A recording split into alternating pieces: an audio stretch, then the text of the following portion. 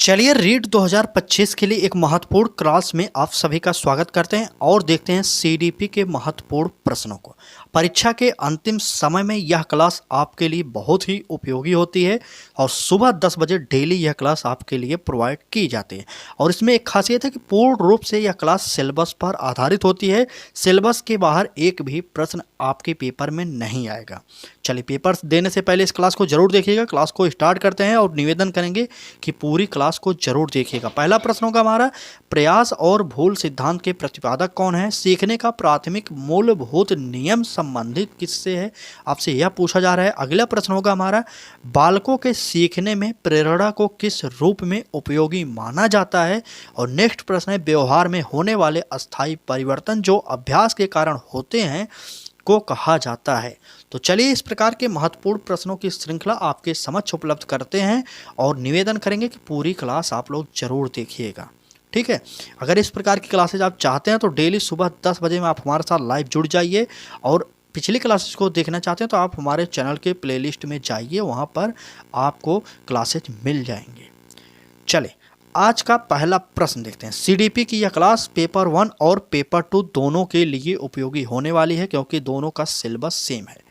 बात करते हैं पहले प्रश्न की, प्रयास एवं भूल सिद्धांत के प्रतिपादक कौन है? तो उत्तर बताइए। थॉर्नडाइक होंगे, वाटसन होंगे, मैकडूगल होंगे, पियाजे होंगे। बताइए प्रयास और भूल सिद्धांत के प्रतिपादक कौन है? प्रयास एवं भूल मतलब जानते हैं, प्रयास और त्रुटि का सिद्धांत पूछा जा रहा है। ठीक, अगर यहाँ पर त्रुटि लिख देता तो आप लोग आसानी से उत्तर दे देते, इसलिए यहाँ पर प्रश्न में आपको उलझाया गया, कहा गया भूल का सिद्धांत। ठीक है, तो इस प्रकार के प्रश्न जो आपसे परीक्षा में बनेंगे उसको ध्यान से देखिएगा। इस प्रश्न में देखिए हमारा उत्तर जो निकला थॉर्नडाइक ही निकला, ए ऑप्शन सही हो जाएगा। मैकडूगल ने मूल प्रवृत्तियों का सिद्धांत दिया था और कितनी मूल प्रवृत्ति बताए थे इसको भी याद करिएगा। 14 मूल प्रवृत्तियों का वर्णन मैकडूगल ने किया था। और पियाजे ने कौन सा सिद्धांत दिया था? पियाजे ने संज्ञानात्मक विकास का सिद्धांत दिया था। ठीक है, नोट करिएगा, संज्ञानात्मक विकास का सिद्धांत पियाजे ने दिया था। बहुत ही महत्वपूर्ण सिद्धांत था पियाजे का। और इन्होंने कितने चरणों का उल्लेख किया है वह भी कमेंट करके एक बार बताइए तो। चले, और वाटसन को कहा जाता है, इन्होंने सामाजिक विकास का सिद्धांत दिया था। बहुत ही मनोवैज्ञानिक, बहुत ही बड़े मनोवैज्ञानिक माने जाते हैं। ठीक है, अगर आप बात करते हैं टीचिंग एग्जाम में तो वाटसन से कई प्रश्न आते हैं। सीटेड में तो इनकी भरमार लग जाती है प्रश्नों की। तो इस प्रश्न का उत्तर याद करिएगा कि प्रयास और भूल का सिद्धांत थॉर्नडाइक महोदय ने दिया था। चलिए नेक्स्ट प्रश्न को देखिए। अगला प्रश्न होगा, सीखने का प्राथमिक मूलभूत नियम संबंधित है, किससे संबंधित है? अभ्यास कार्य से संबंधित है, परिणाम की अपेक्षा से, प्रशंसा से या तत्परता से? कमेंट करके बताइए सीखने का प्राथमिक मूलभूत नियम किससे संबंधित है। चलिए जल्दी बताइए, अभ्यास कार्य से, परिणाम की अपेक्षा से या प्रशंसा से या तत्परता से? बिल्कुल हमारा उत्तर जो होगा वह हो जाएगा डी ऑप्शन। हमारा सीखने का प्राथमिक मूल नियम जो है हमारा वह है तत्परता से। अगला प्रश्न देखिए, कम समय में आपको अधिक प्रश्नों की प्रैक्टिस सेट प्रोवाइड की जाती है, इसलिए आपसे एक भी निवेदन करते हैं कि पूरी क्लास रोजाना जरूर देखा करिए। आगे बढ़ते हैं, अगले प्रश्न की बात करते हैं। कहा रहा है कि बालकों के सीखने में प्रेरणा को किस रूप में उपयोगी माना जाता है? वेरी वेरी इंपॉर्टेंट प्रश्न है आपके लिए।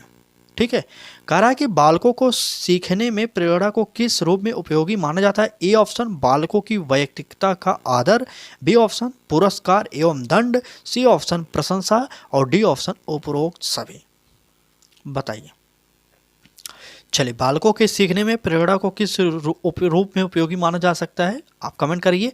तो बिल्कुल बालकों की वैयक्तिकता का आदर करना चाहिए। आप सभी को पता होना चाहिए, आदर करेंगे तभी तो बालक सीखने के लिए उत्सुक होगा। और जो पुरस्कार और प्रशंसा और दंड ये सारे के सारे ही उपयोगी होते हैं। तो इस प्रकार से इस प्रश्न का उत्तर हमारा डी ऑप्शन हमारा सही हो जाएगा। ठीक है, इस प्रश्न का भी हमारा डी ऑप्शन सही हो जाएगा। चलिए आगे बढ़ते हैं, अगला प्रश्न देखते हैं क्या है हमारा।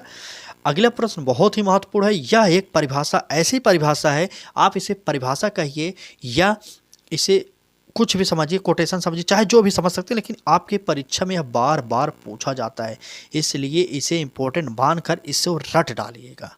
ठीक है, चलिए बात करते हैं इसकी। कह रहा है कि व्यवहार में होने वाले अस्थायी परिवर्तन जो अभ्यास के कारण होते हैं को कहा जाता है? क्या कहा जाता है? सीखना कहा जाता है, सोचना कहा जाता है, समझना कहा जाता है, क्रिया करना कहा जाता है? एक बार कमेंट कर दीजिए कौन सा उत्तर होगा सही हमारा। व्यवहार में होने वाले परिवर्तन को, जो अस्थायी परिवर्तन होता है उसे अधिगम कहते हैं, और अधिगम का दूसरा रूप क्या होता है? सीखना होता है। तो इस प्रकार से हमारा यह ए ऑप्शन सही हो जाएगा। बात करते हैं इस कोटेशन की। इस कोटेशन को कौन दिया था? वो थे हमारे वुडवर्थ महोदय। इनका यह कोटेशन बहुत ही महत्वपूर्ण है, इसलिए इनका नाम भी जानते रहिएगा। आपसे पेपर में पूछा जा सकता है कि व्यवहार में होने वाले अस्थायी परिवर्तन को क्या कहा जाता है, तो वह हो जाएगा सीखना। और किसने कहा था या? तो वह कहे थे वुडवर्थ महोदय ने। ठीक है, चलिए क्लास अच्छी लग रही हो तो लाइक कर दीजिए। चैनल पर पहली बार आए तो सब्सक्राइब करके बेल आइकन को भी ऑन करिए, जिससे आपको नोटिफिकेशन मिलता रहे। आगे बढ़ते हैं और अगले प्रश्न को देखते हैं। ठीक, चलिए अगला प्रश्न होगा हमारा, थार्नडाइक के व्यक्तित्व के वर्गीकरण का आधार है। कैसा आधार है? ए ऑप्शन शारीरिक गठन और शकल सूरत, बी ऑप्शन रचनात्मकता और मौलिकता, सी ऑप्शन समायोजन और वृद्धि, और डी ऑप्शन चिंतन और कल्पना। बताइए थार्नडाइक के व्यक्तित्व के वर्गीकरण का आधार क्या है? यही आपसे प्रश्न में पूछा जा रहा है। बताइए, जल्दी से कमेंट कर दीजिए, उत्तर बताइए एक बार। चले, थार्नडाइक के व्यक्तित्व के वर्गीकरण का आधार बिल्कुल सही, चिंतन और कल्पना हो जाएगा हमारा। डी ऑप्शन हमारा सही हो जाएगा। ठीक है, आपके पास जो भी समय बचा है, अंतिम समय में अधिक से अधिक जो पढ़ें उसको रिवीजन करिए आप लोग। अब नई किताबों के चक्कर में मत पढ़िए, ना तो नए प्रैक्टिस सेट हल करने के चक्कर में पढ़िए। ठीक है, कई लोग ऐसे हैं जो प्रैक्टिस सेट ही लगाए जा रहे हैं, मार्केट से खरीद के लगाए जा रहे हैं। अब उससे आपको नुकसान होने वाला है, फ़ायदा नहीं होगा। ठीक है, इसलिए हम आपसे कहेंगे आप जो पढ़े हैं उसको ही रिवीजन कर लीजिए। जितना पढ़ें उतना तो याद कर लीजिए बस, बाकी आप परीक्षा में 100+ स्कोर करके ही आने वाले हैं। इतना हमारी बात को गांठ बांध लीजिएगा।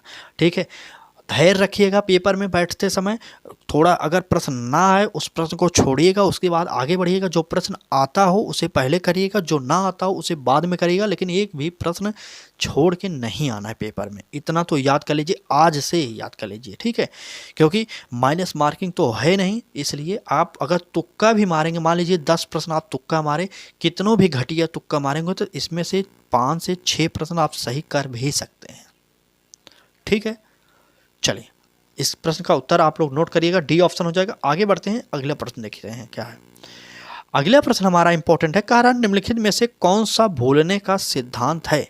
ए ऑप्शन प्रतिस्पर्धात्मक अवरोध, बी ऑप्शन प्रतीपकारी अवरोध, सी ऑप्शन प्रतीक्षात्मक अवरोध, और डी ऑप्शन इनमें से कोई नहीं। बताइए भूलने का सिद्धांत कौन सा है, यही आपसे पूछा जा रहा है। कमेंट करिए एक बार और उत्तर बताइए। चलिए, अगर आपको इस प्रकार की क्लासेस डेली सुबह में चाहिए तो आप हमारे साथ जुड़ सकते हैं, क्योंकि हमारे चैनल लक्ष्य तक पर आपको फ्री में क्लासेस इस प्रकार की प्रोवाइड की जाती हैं। तो आज ही हमारे चैनल को सब्सक्राइब करिए और बेल आइकन को भी ऑन कर सकते हैं, क्योंकि आपको इस प्रकार की क्लासेस के जरिए आप स्कोर अच्छा कर सकते हैं पेपर में। इस प्रश्न का उत्तर की बात करें तो हमारा बी ऑप्शन सही हो जाएगा, प्रतीपकारी अवरोध। चलिए आगे चलते हैं, अगले प्रश्नों का क्या देखिए। पियाजे से संबंधित यह प्रश्न है, बहुत ही इंपॉर्टेंट प्रश्न है। कह रहा है कि पियाजे के अनुसार विकास को प्रभावित करने में निम्नलिखित कारकों में से किसकी भूमिका महत्वपूर्ण होती है? ए ऑप्शन भाषा का, बी ऑप्शन पुनर्बलन का, सी ऑप्शन भौतिक विश्व के साथ अनुभव, और डी ऑप्शन अनुकरण। बताइए पियाजे के अनुसार पूछा जा रहा है कि विकास को प्रभावित करने में निम्नलिखित कारकों में से किसकी भूमिका महत्वपूर्ण होगी? तो बताइए एक बार। बिल्कुल सही, नैतिक विश्व के साथ अनुभव। यही हमारा उत्तर सही हो जाएगा, बी ऑप्शन हमारा सही, सी ऑप्शन हमारा सही हो जाएगा। हम इस क्लास में अब डेली जो क्लास कराते हैं उसमें इधर उधर की बात थोड़ा भी नहीं करते, क्योंकि हमें पता है समय कम है। जो भी आप हमारे चैनल पर आते हैं उन सभी को हम एक बात बता देना चाहते हैं, क्योंकि हमारा चैनल का एक ही लक्ष्य है कि आपको कम समय में अधिक से अधिक प्रश्न प्रोवाइड किए जाएं।